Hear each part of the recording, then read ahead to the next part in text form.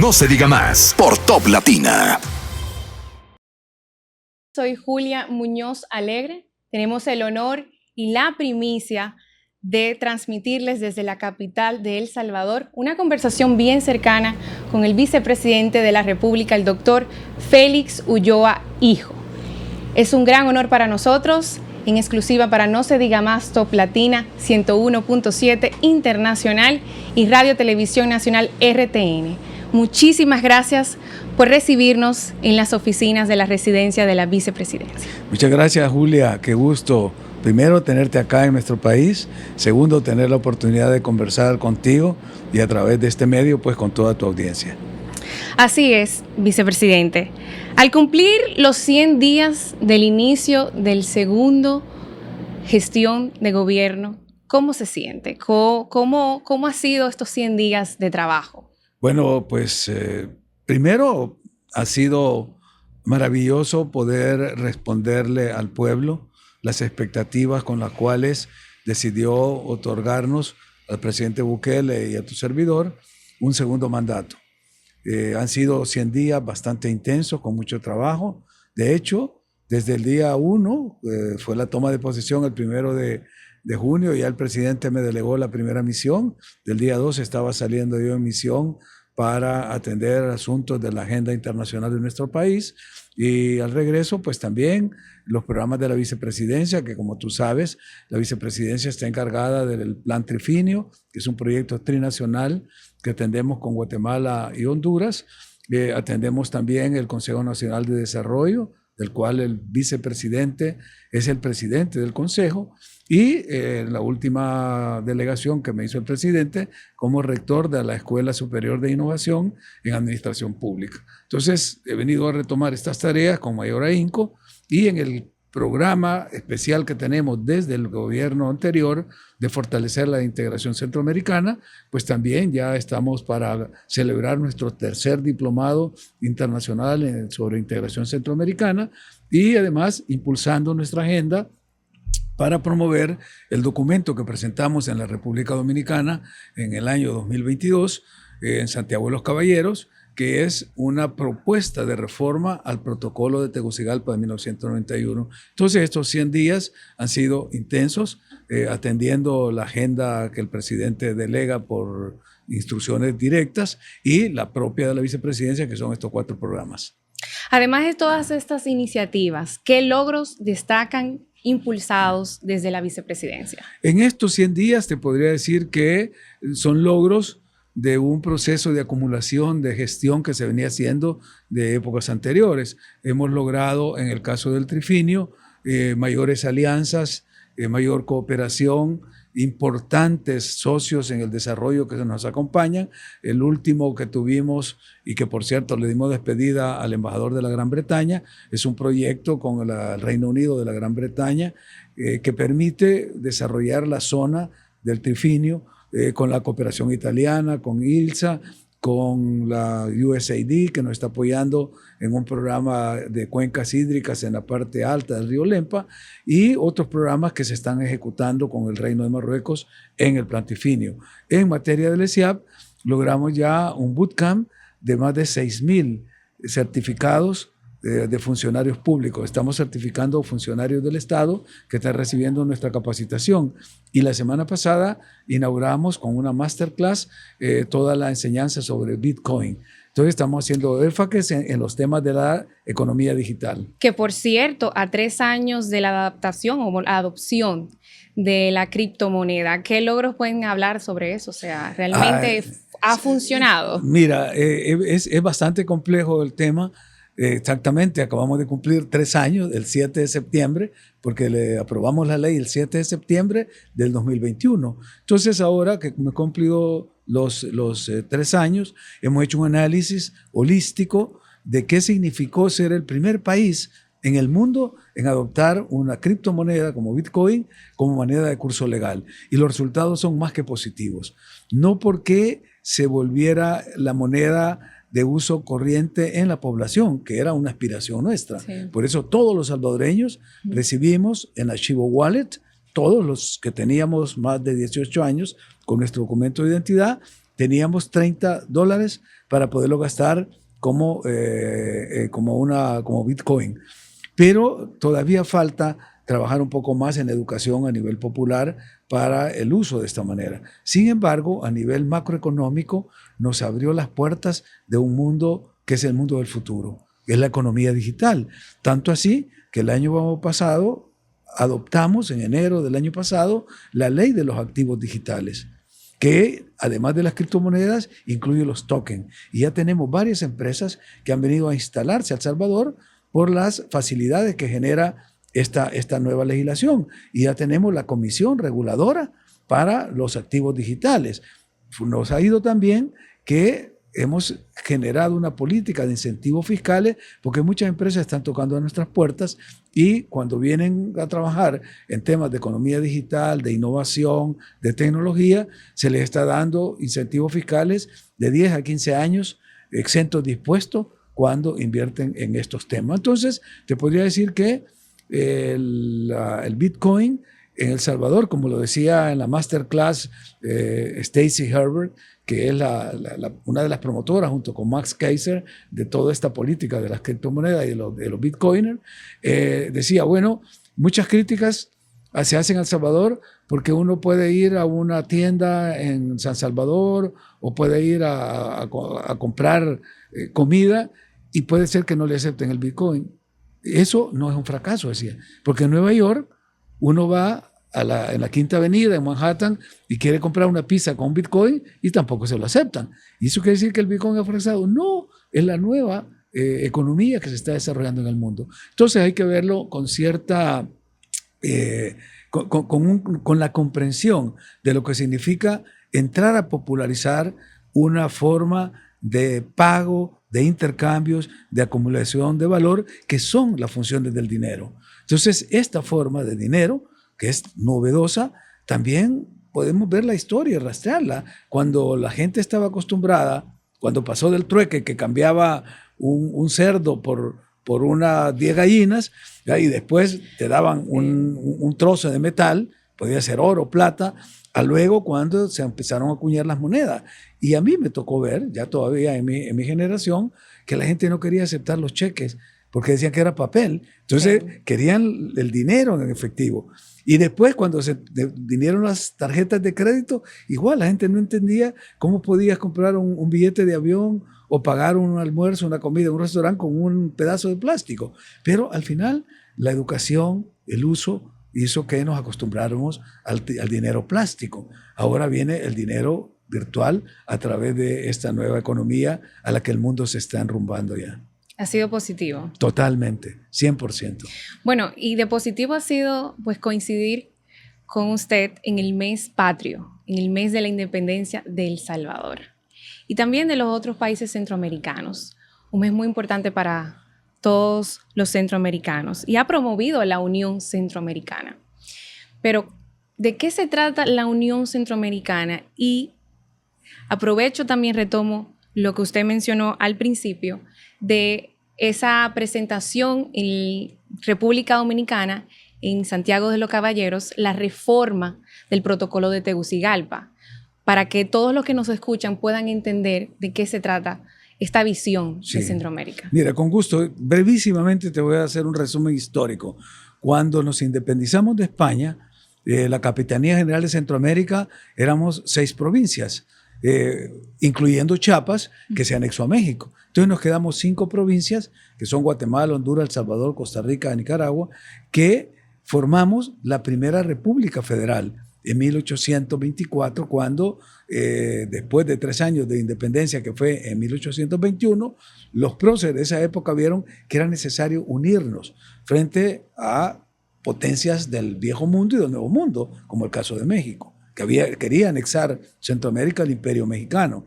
Y la federación estuvo vigente durante una década más o menos, pero las fuerzas conservadoras lograron dividirnos y se constituyeron los 5 estados nacionales. La lucha por unirnos siempre ha sido permanente. A veces 3 estados, Nicaragua, Honduras y El Salvador. A veces El Salvador, Honduras y Guatemala. Siempre El Salvador ha sido el más unionista. y hicimos la República Mayor a final del siglo XIX, luego hicimos la República en 1925, que es la última constitución federal que hubo, y luego, pues, con tantos avatares, al final, en los años 60, encontramos la forma de unirnos y se creó el mercado común centroamericano con los 5 países. Y fue tan exitoso el modelo que los europeos han venido copiando nuestro proceso de integración desde la década de los 60, los 70, y ahora Europa se adelantó, nosotros nos quedamos rezagados, y eso es lo que les decíamos en Santiago de los Caballeros.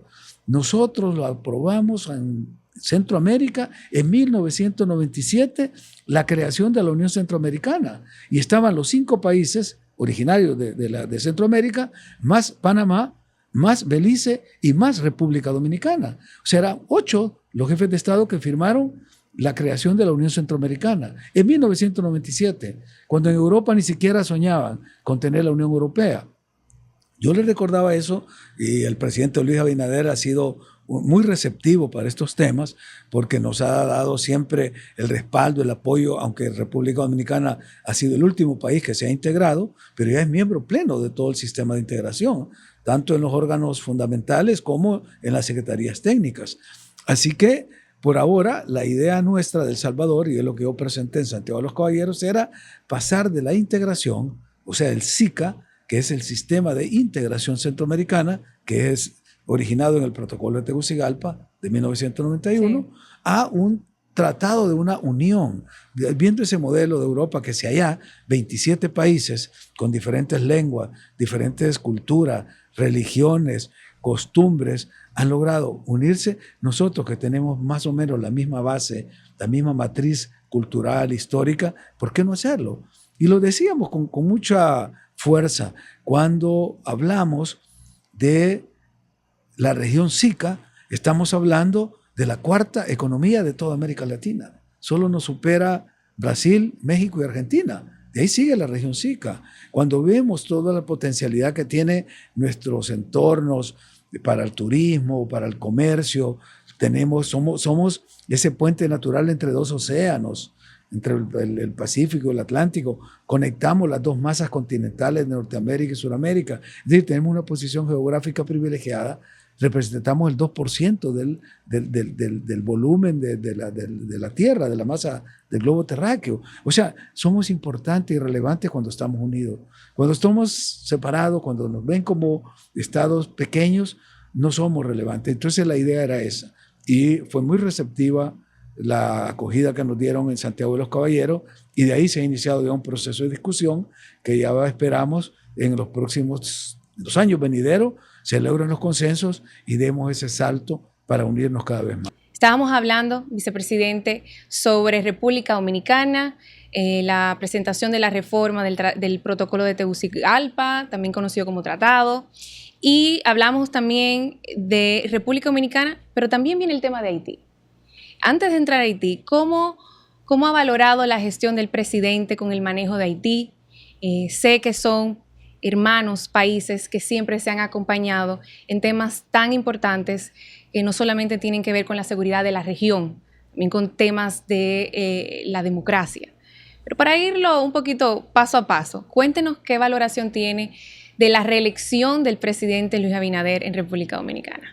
Bueno, con el debido respeto para opinar de un proceso interno, como el caso de la reelección del presidente Abinader, lo hacemos como observadores, ya viendo desde fuera el comportamiento cívico, democrático del pueblo dominicano, que de una manera totalmente indubitable, masiva, le dio ese reconocimiento a la gestión del presidente Abinader en su primer mandato y lo reelige para un segundo mandato. Yo tuve el privilegio de concurrir a la inauguración, estar ahí presente en los actos el día 16 de agosto, y pudimos ser testigos de ese respaldo y ese apoyo popular con el que el pueblo dominicano ha ratificado y revalidado el mandato del presidente Abinader.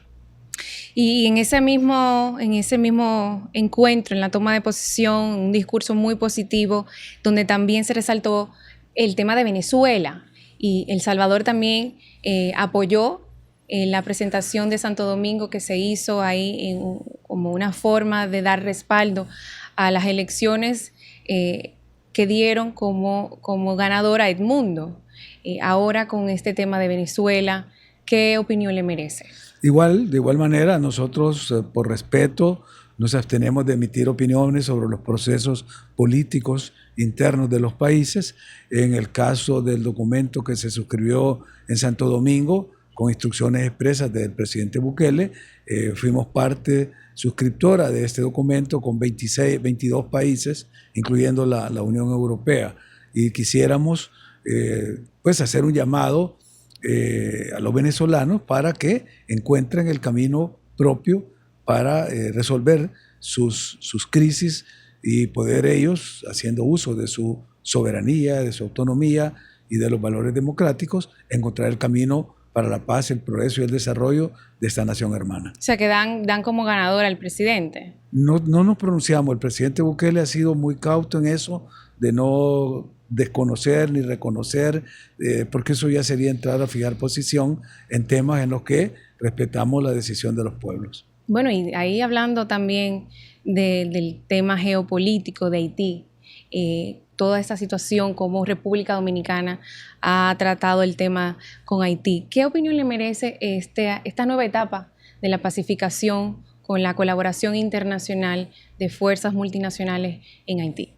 Desde el 2021 escuchamos el llamado que hizo la República Dominicana. Estábamos en una cumbre de jefes de Estado en Costa Rica cuando el canciller Roberto Álvarez hizo ese llamado. Un llamado del gobierno dominicano para apoyar al gobierno de la República Dominicana, buscar una solución a la crisis haitiana. Ya se había planteado en la OEA, se habían hecho gestiones bilaterales y cuando se agudizó la crisis por la violencia de los grupos criminales, de las pandillas en Haití, y que todo el mundo, todo el mundo me refiero a las organizaciones internacionales, algunas embajadas de algunos países, empezaron a retirar a su personal.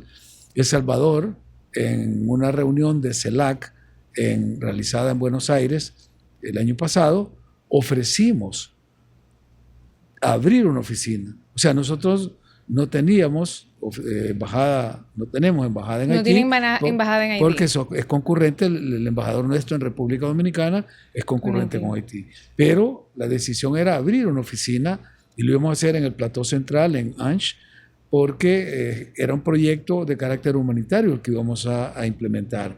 Lo hablé yo con el entonces primer ministro, Ariel Henry.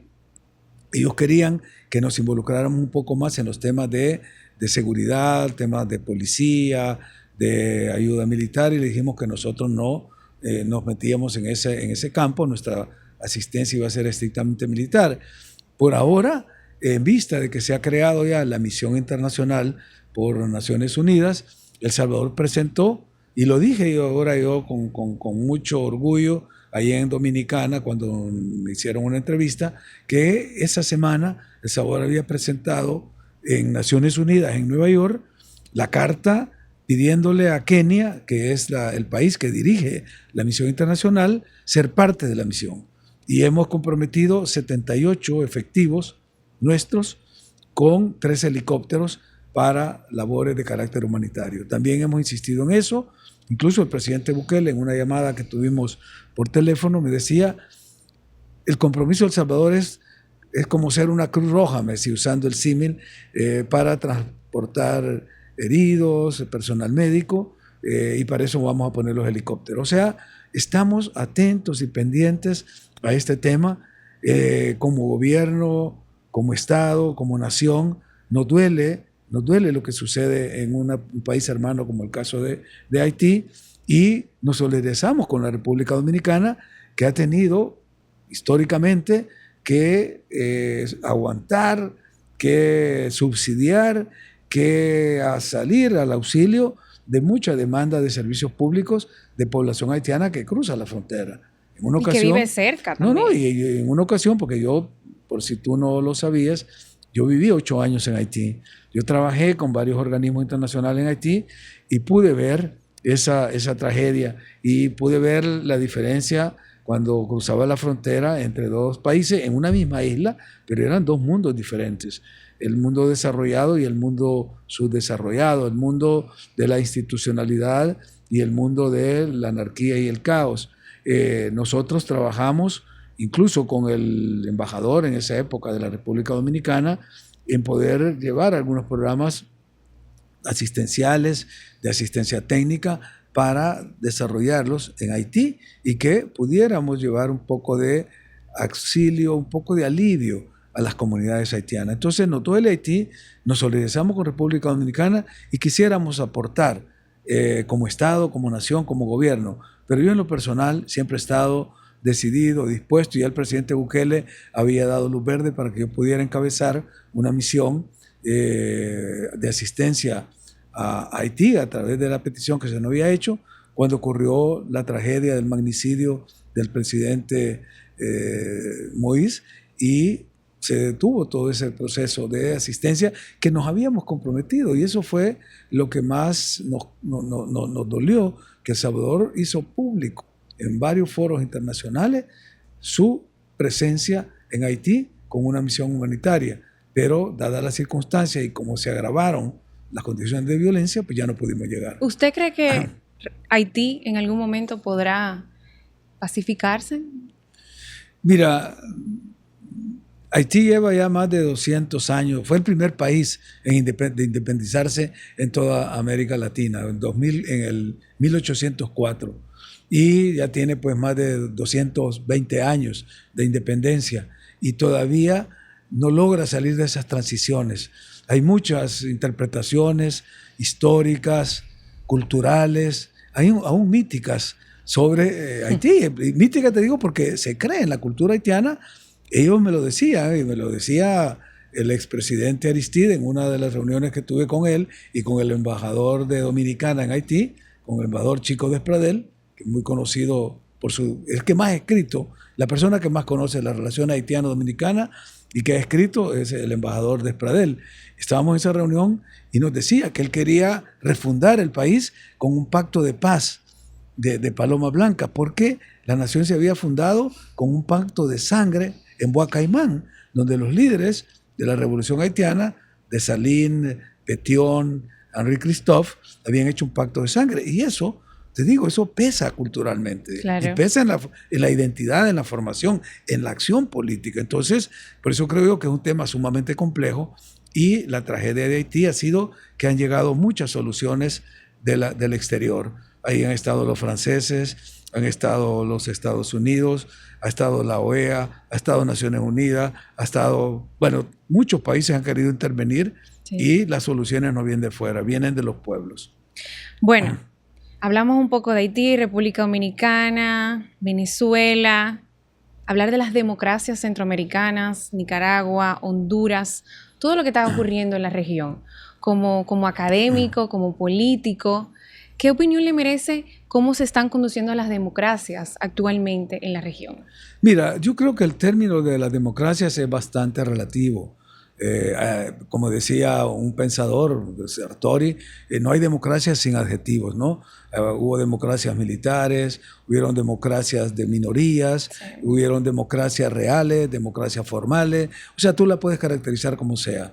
El tema es que ha habido, después de la Segunda Guerra Mundial, un concepto predominante de las democracias liberales que surgieron después de la Segunda Guerra Mundial, que fue una reacción que hubo a los sistemas totalitarios que se instalaron entre las dos guerras. Entre la Primera Guerra Mundial y la Segunda Guerra Mundial se instalaron regímenes totalitarios en la Unión Soviética con el estalinismo, en Italia con el fascismo, en Alemania con el nazismo. Entonces esas formas totalitarias, brutales, de someter a las sociedades, tuvieron una reacción después de la Segunda Guerra Mundial y se generaron proyectos y modelos constitucionales, políticos, sistemas políticos basados en los principios liberales.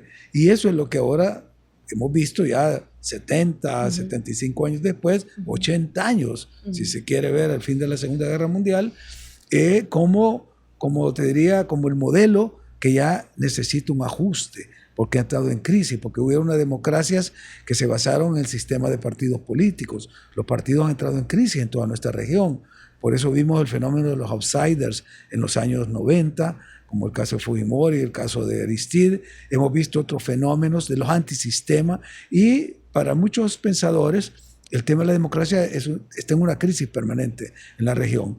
Yo he estado leyendo mucho a Inirarity, a Daniel, que es un teórico español que habla mucho de las democracias complejas. Incluso ha acuñado un concepto de las democracias irritadas, decía, cuando hablaba de la región latinoamericana. Entonces yo creo que el concepto va a depender de cuál es la óptica que lo vea. Por ejemplo, en el caso de El Salvador, yo te puedo afirmar con toda propiedad que nosotros estamos viviendo un modelo de democracia plena con un liderazgo fuerte. Entonces, el hecho de que tengamos un presidente que tiene y ejerce dentro de él la delegación de poder que dé el pueblo, porque eso es democracia. Sí. Democracia es etimológicamente demos, que es pueblo, kratos, que es poder, o sea, es el poder del pueblo. Cuando el pueblo ese poder lo delega en su gobernante y su representante, se está constituyendo un modelo de democracia.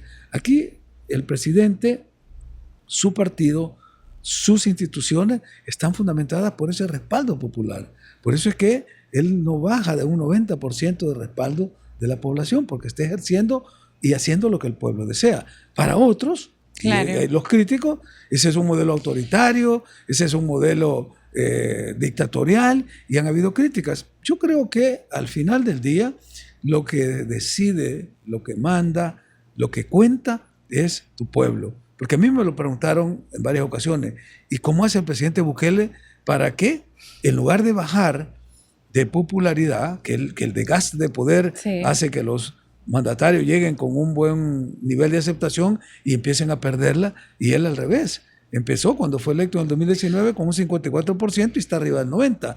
Y hay una sola respuesta que me la dijo él en una ocasión: no hay que olvidar para quién gobernamos. Gobernamos para el pueblo. Y si hacemos lo que el pueblo necesita, lo que el pueblo desea, y el pueblo está satisfecho, estamos haciendo bien nuestro trabajo. Félix Ulloa, hijo. Pero antes de eso, ¿por qué hijo? O sea, hay gente, ¿por qué lo han agregado? ¿Eso es un honor a su padre? ¿Por qué? Bueno, justamente por eso, porque llevamos el mismo nombre con mi papá, y aquí, bueno, en Estados Unidos, en la cultura anglosajona se utiliza poner junior.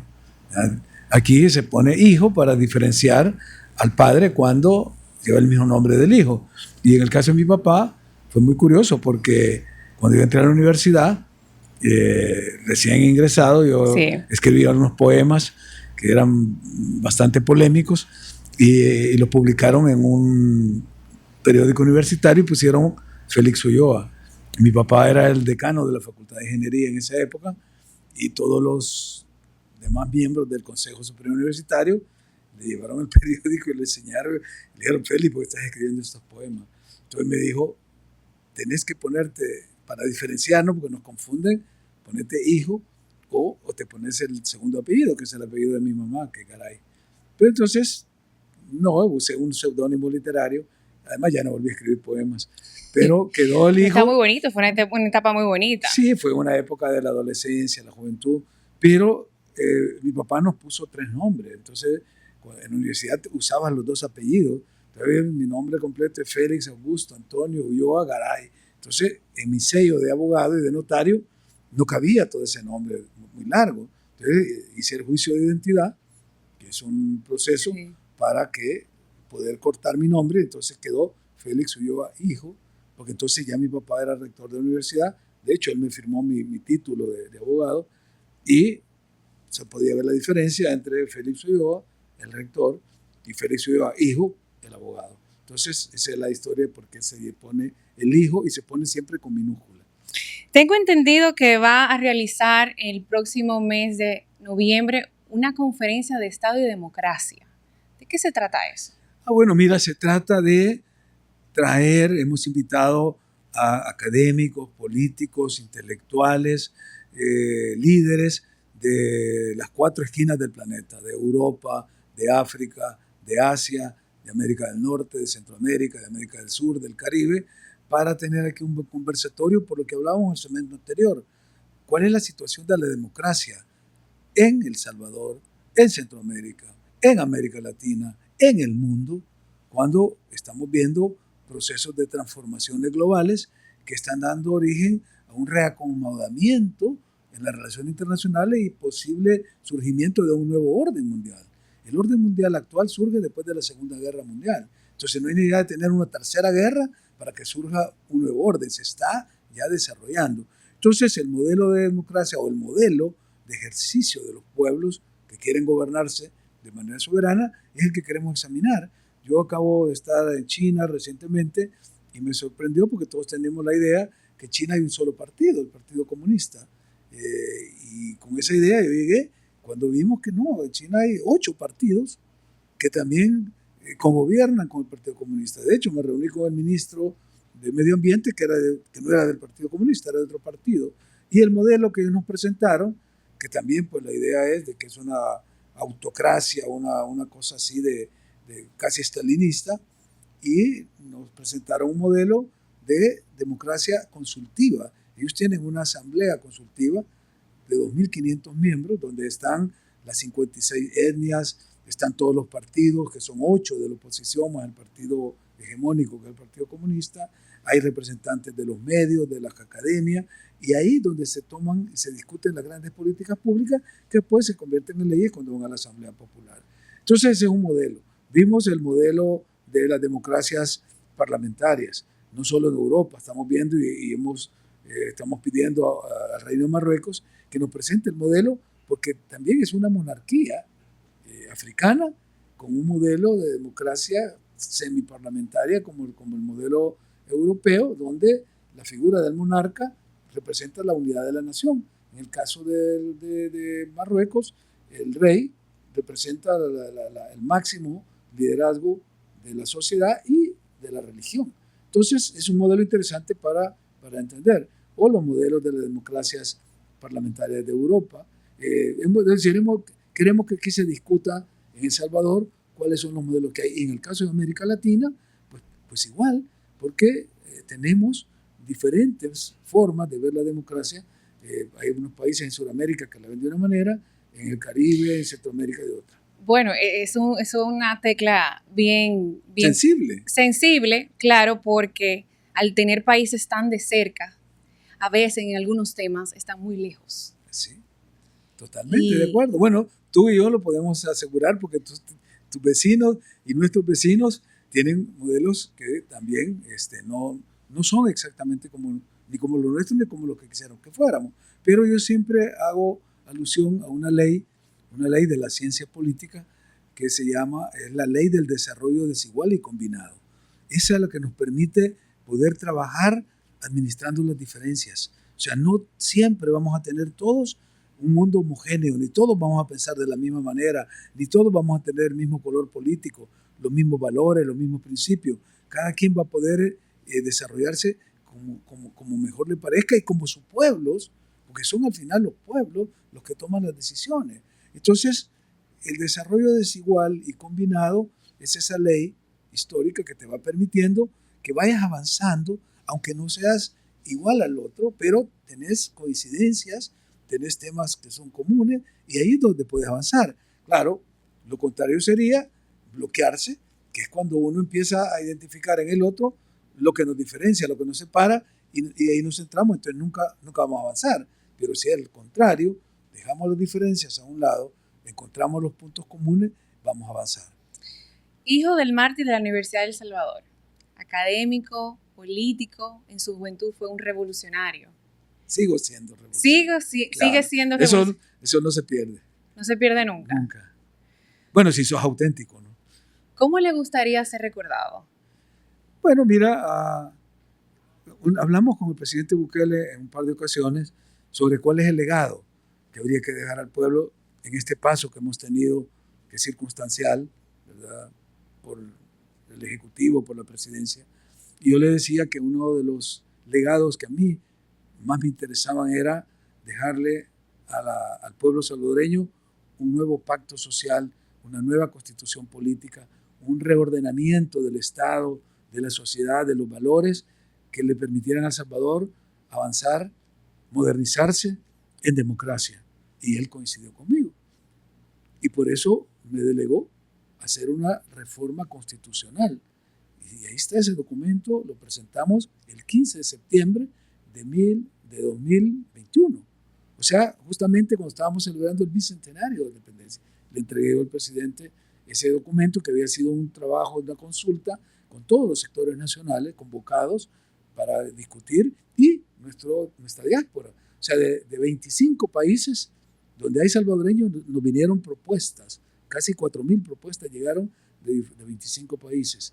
Ahí está ese legado. El otro le dije, que también, y él lo comparte, es dejar la Constitución de Centroamérica, o sea, la Unión Centroamericana.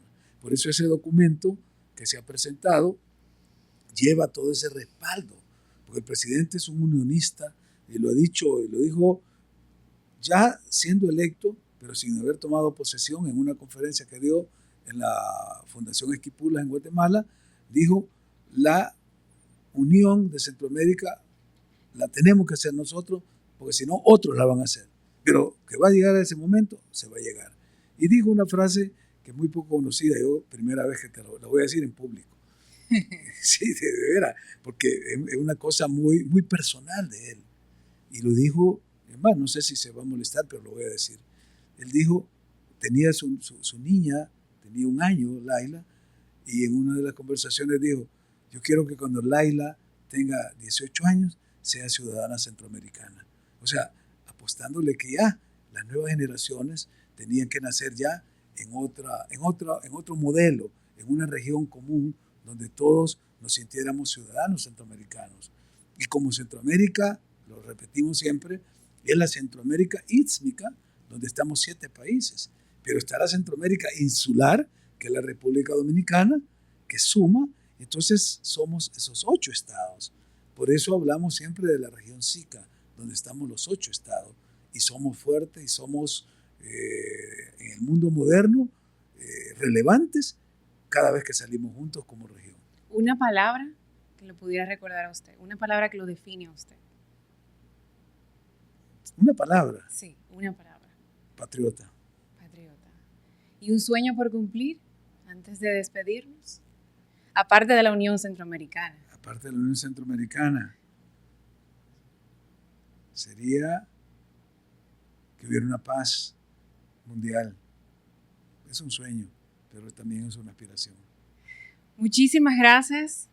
Lo voy a llamar Félix Ulloa Hijo, vicepresidente de la República de El Salvador, por permitirnos esta conversación cercana, amena, de temas esenciales, temas importantes para no solamente nuestros países importantes, sino también temas de impacto mundial. Creo que las democracias en estos momentos tan importantes deben de volver otra vez al centro, que es la gente. Y qué bueno poder compartir esa visión con usted, que es un académico, ha estudiado, ha publicado muchos libros. Yo creo que va a ser muy interesante para todos los que nos están sintonizando para República Dominicana, en una entrega especial, en exclusiva para No Se Diga Más, internacional, Top Latina 101.7 y Radio Televisión Nacional RTN. Julia Muñoz Alegre les acompañó en esta entrega especial. No se diga más por Top Latina.